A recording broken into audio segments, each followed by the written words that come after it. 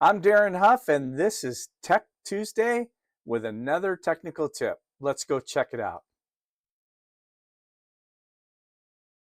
So we have our wires. What we would do, you need to put one of these in first because this gets slid over because this one's going to cover the whole connection.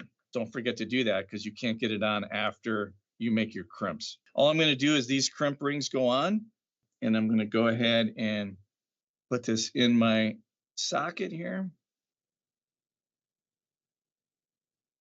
And then I want to test, and that would be your crimp, the one side of the crimp.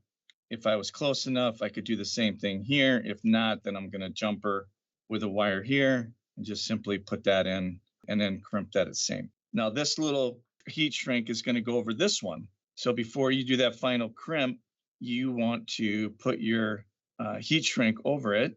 Go and slide that on, put it here,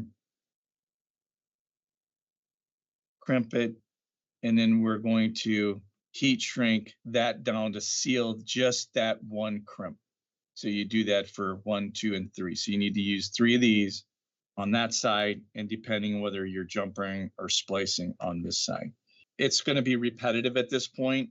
That's it for this week. Thank you, and we'll see you next time on another Tech Tuesday.